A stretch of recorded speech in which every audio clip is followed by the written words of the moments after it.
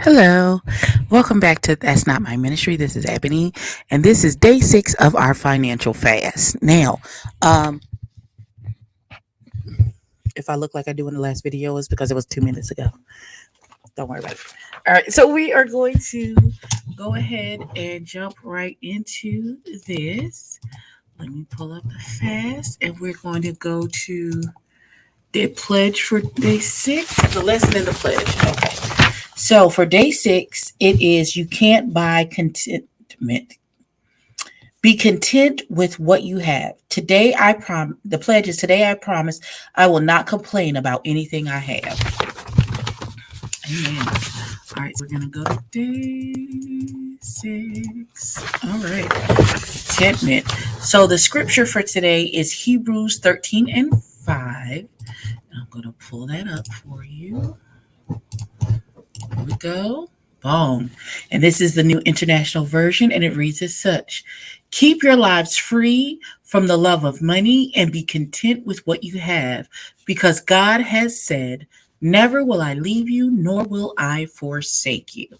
Listen, that'll preach right there by itself now. Listen. All right. So it says, in the midst of exhorting Christians to live according to the gospel,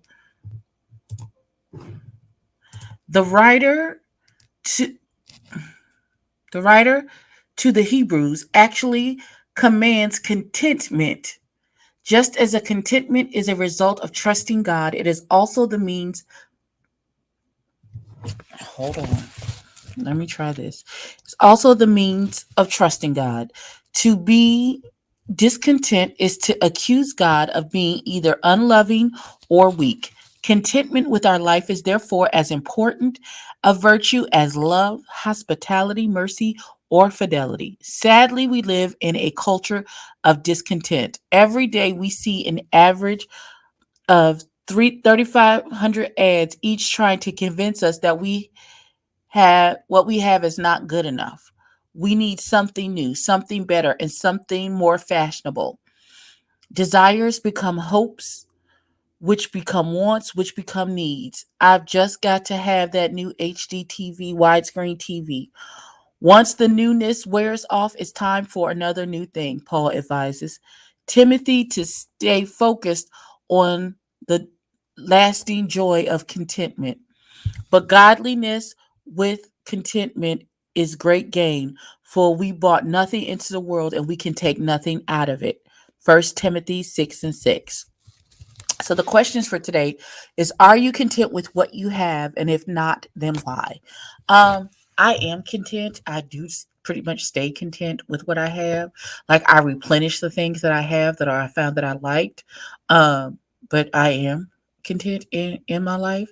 How do you handle the pressure to keep up or conform to a higher standard of living? I don't. I don't. If I want something, it's because I want it, not because, oh, they have it, so that I have to have it too. No, I don't care what they have. That's a blessing in and of itself to have that kind of. I don't. It has. I'm not moved because they have something and I don't have it. And if I don't have something, it's because I can't afford to have it. Then that means that I don't need it until I can afford it. Pray for a renewed heart that is content with God's provision, that isn't always looking to a new thing for satisfaction. Okay, carefully look at a few ads today. What type of salvation or better life do they promise? Approval, peace of mind, comfort, prestige, etc. How do they entice people into thinking? Okay, so we're going to have to watch some commercials today and see what's, I guess, the rhetoric behind it. Okay. And that, friends and family, is the lesson today's for day 6 of the financial fast. Jump down in the comments, tell me, how are you doing with the not being able to use money? It just dawned on me because let me tell you how your mind be on something completely different, and you don't really, it doesn't hit you until later. Um, because I was in the kitchen, I was thinking, oh God, what are we going to do about, because my parents go out to Sunday dinner and I'm currently staying with them currently. And I'm like, oh, am I going to have enough money to pay for my dinner on Sunday? Blah, blah, blah. Then I realized, wait, we're on a financial fast. We're not going out to dinner. How are you doing with the fast? Because that was one thing. I was like, oh, but wait.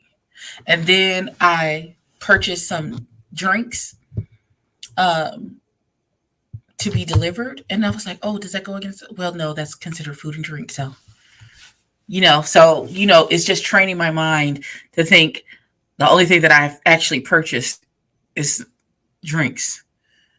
I purchased some juice and water. That's part of the fast. So I'm still in tune with the fast. I haven't spent it anything frivolous or anything outside of something essential.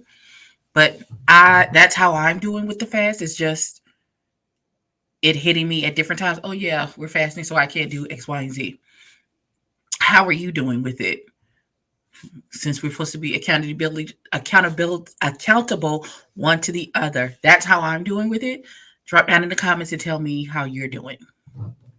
I'll see y'all in the comment section. Have a great day.